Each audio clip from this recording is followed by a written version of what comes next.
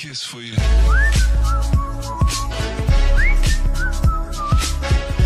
Assalamualaikum warahmatullahi wabarakatuh. Waalaikumsalam. Sahabat Anur yang kami cintai, kembali bersama kami dengan tema yang baru, tema tentang menolak hoax.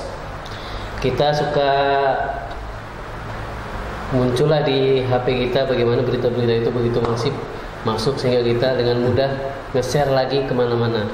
Padahal berita itu belum tentu Benar. Kebenarannya belum tentu pasti. Biasanya kita kalau suka melihat ada produksi tempe, tahu, sekarang ada mulai produksi hoax. Hoax diproduksi, Gus. Ya. Tanggapannya, Gus, tentang produksi hoax? Ya, fenomena sekarang ini hoax itu sudah menjadi tanda kutip komersil ya. Bisa dikatakan begitu. Dan juga hoax ini mudah-mudahan ini Bang Mau nggak jadi budaya kita ke depannya. Karena memang efek dari hoax ini udah luar biasa, bikin orang berantem, tetangga berantem, teman berantem, saudara berantem. Jadi hoax ini bisa, kalau menurut saya sih, kedepannya ini mungkin bisa dikatakan kan cybercrime ya, kejahatan dunia maya kan ini kan. Ini kalau bisa ke depan ini hoax ini hukumannya lebih berat lah, walaupun sudah ada undang-undang ITE yang membahas itu sudah ada payung hukumnya, tetapi masih ada yang membandel. Nah ini sebenarnya juga fenomena masyarakat sekarang, khususnya anak muda, itu karena mungkin kurangnya literasi ya, kurangnya membaca, dan mungkin saya nggak tahu terlalu semangat itu ketika membaca berita, khususnya berita online, itu melihat judul langsung di-share tanpa baca isinya. Padahal antara judul dengan isi kadang-kadang berbeda. Nah ini juga menjadi tugas kita bersama. Kalau misalnya di rumah mungkin lingkungan keluarga, di sekolah ini guru, terus di pesantren juga memberikan pemahaman, di kampus juga memberikan pemahaman. Kalau bisa pemerintah ini khusus membuat tentang materi pelajaran atau materi kuliah tentang fenomena hoax, atau materi tersebut disisipkan di mata kuliah atau pelajaran di sekolah atau di kampus, bagaimana supaya memberikan pemahaman bahayanya hoax dan memberikan pemahaman kepada siswa atau santri atau mahasiswa atau masyarakat juga tentang bagaimana hoax itu ancamannya berat dan efeknya luar biasa, sangat merugikan masyarakat. Kalau dulu kita biasa kenal dengan fitnah lebih kejam daripada pembunuh. Kalau sekarang hoax lebih keji, bahkan mungkin lebih kejam, berpuluh-puluh kali kejamnya daripada fitnah. Karena dulu kalau orang mau fitnah terbatas. Sekarang sudah sosial media. Sekarang sekali nge-share semua orang baca. Dan kalau dia tidak bijaksana dalam menerima berita-berita medsos, mungkin ya bisa kita bayangkan dalam satu keluarga aja bisa pecah gara-gara ada berita hoax. Sehingga ya terjadi kesalahpahaman dalam keluarga. Terus tentang hoax ini, bijaksananya kita secara bijaksana bagaimana ya? Kan semua orang sekarang sudah punya yang namanya smartphone. Ya, smartphone ini hampir setiap hari ada bentuk WA, IG dan segala macam. Dan itu kita nggak bisa kan bendung, karena ini kiriman dari orang, aplikasi siliman. Nah, bagaimana kita cara menyikapi berita hoax yang beredar ini? Pertama, lihat sumbernya dulu Bang Maung. Ini kadang-kadang kita nerima berita online misalnya, kita lihat sumbernya valid atau enggak. Yang kedua, kalau misalnya emang itu beritanya bukan dari media atau dari seseorang, kita lihat juga ini yang ngirim karakternya orangnya bagaimana. Kalau misalnya karakternya nih orang yang kira-kira nggak bagus, ya nggak usah dikirim. Yang ketiga, lihat konten isinya. Ini kadang-kadang saya bilang tadi, kita ngelihat judul tanpa baca langsung di-share karena dianggap menarik. Padahal isi dan judul kadang-kadang berbeda. Oleh karena itu, baca dulu isinya, diteliti, dipahami. Jadi jangan sampai nanti kita sebar ternyata itu berita bohong. Yang keempat, tentunya tabayun nih. Budaya kita ini kadang-kadang masyarakat Indonesia ini masyarakat kita lah, khususnya anak muda ini kadang-kadang nggak mau bertabayun, klarifikasi kepada yang bersangkutan gitu kan. Kayak contoh banyak berita artis meninggal nih, lalu di-share, dikirim, tahu-tahu menyusul berita dari media yang bagus, media yang benar gitu, ternyata itu hanya berita bohong. Nah ini kan jadi fitnah. Kita nge-share berita fitnah, dibaca oleh jutaan ribuan orang, ternyata itu berita bohong, lah kita berdosa juga ini Bang Maung.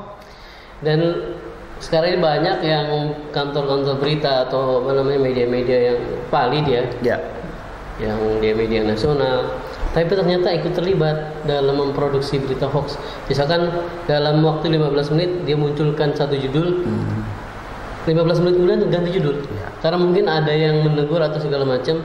Sekelas media online nasional atau media cetak nasional bisa melakukan produksi hoax.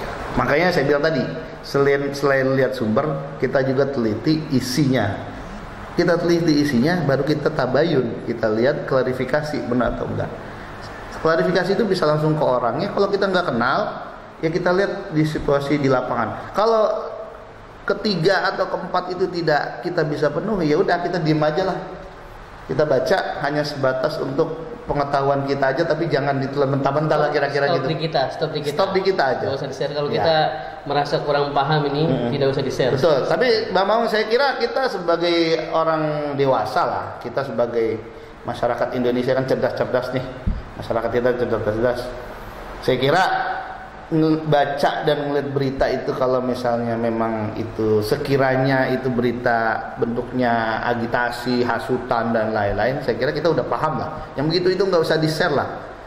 Kecuali memang ya ada niat yang nggak baik lah, itu lain soal lah. Itu juga ada undang-undang yang mengatur, dari segi agama juga dosa gitu kan. Tapi informasi yang penting kita juga cari tahu ini sumbernya dari mana. Betul. Kalau itu sudah terbiasa, akun ini biasa kita tahu valid lah, iya, sumbernya valid. Iya. Kemudian juga kalau ini ada akun biasanya akun ini suka nge-share yang hoax, mungkin bisa dianggap lah unfollow ya. Unfollow kalau bisa. Atau mungkin kita kasih pemahaman buat teman-teman, kalau ada share dari akun-akun ini, mungkin kita bisa ngasih gambaran atau kasih masukan buat teman-teman bahwa ini berita belum tentu kebenarannya. Ya mungkin berita hoax, berita bohong, fitnah itu dari zaman dulu juga, zaman Rasulullah ada lah gitu ya. Tapi kenapa sekarang masif sih?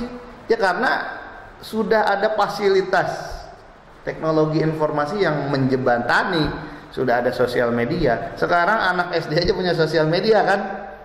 Kadang-kadang orang tuanya kalah nih. Nah ini balik lagi ke persoalan sosial media. Sosial media kan seperti dua mata pisau. Kalau dipakai yang satu sisinya bisa jadi efek buruk, satu sisinya bisa jadi efek baik. Kita nyebar berita kebaikan. Contoh misalnya nih, kita ngobrol tentang hal yang positif, pengajian itu kan bagus. Tinggal bagaimana kita memberikan pemahaman kepada masyarakat, kalau di keluarga ya kepada anak-anak saudara kita, pada murid-murid kita di sekolah, di kampus, kepada mahasiswa dan lain-lain, berikan pemahaman. Khususnya peran pemerintah juga dibutuhkan ini Bang Maung. Bikinlah mungkin kurikulum tentang yang mengatur tentang bahayanya berita hoax. Kalau saya lihat sih di sekolah sudah ada kurikulum khusus. Ya, kurikulum khusus. Kalau di sekolah saya lihat sudah ada, tapi itu disisipkan di mata pelajaran PKN kalau nggak salah. Ya mungkin kedepannya ada kurikulum khusus bahwasanya berita hoax ini ya kita samakan aja dengan bahayanya narkoba lah, bahayanya obat-obatan misalnya gitu. Jadi ada hukum negara yang menghukum bagi penyebar hoax, yaitu undang-undang ITE dan lain-lain. Ada juga hukuman secara etika dan sosial lah di masyarakat. Ya mungkin mata pelajaran mungkin belum ada ya tentang hoax, tapi paling tidak secara khusus belum ada. Ada bab khusus. Kalau bab khusus ada? Ya, bab setahu saya ada. Tentang bahaya hoax. Bahaya hoax. Dan yang menarik sahabat An-Nur bahwa hoax itu bukan hanya terjadi pada hari ini saja, tapi hoax pertama pernah terjadi kepada Nabi Adam alaihissalam. Betul. Adam diusir dari surga gara-gara kena hoax iblis makan buah huldi. Maka hati-hatilah dengan hoax. Hati-hati setiap ada informasi yang datang, jangan langsung ditelan mentah-mentah, tapi harus kita Kita pelajari dulu ya. Kita pelajari, kita telaah, kita tabayun. Nah, sambil lihat sumbernya. Gitu. Terakhir Gus, bisa disampaikan pesan-pesan buat kita semua tentang bahaya hoax, bagaimana kita menolak hoax ini? Pertama, sekiranya berita itu sumbernya nggak jelas, isinya hasutan dan atau fitnah dan lain-lain, kita bisa menilai kan. Ya udah tinggal aja. Kalau masih bergabung dengan akun tersebut misalnya atau apa, di unfriend aja atau unfollow. Terus juga banyakin tabayun, klarifikasi, dan banyakin membaca dan literasi, sehingga kita juga luas anunya nih Bang Maung, pemikiran kita, wawasan kita juga luas gitu.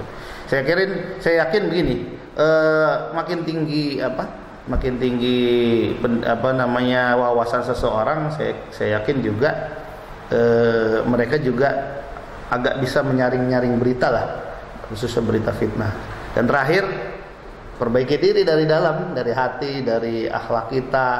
Kita berserah kepada Allah, dan kita banyakin bergaul kepada masyarakat untuk bertabayun. Cukup? Ya. Sahabat An-Nur, cukup materi kita pada hari ini. Kita ketemu lagi dengan ngosab akan datang. Terima kasih. Assalamualaikum warahmatullahi wabarakatuh. Waalaikumsalam warahmatullahi wabarakatuh.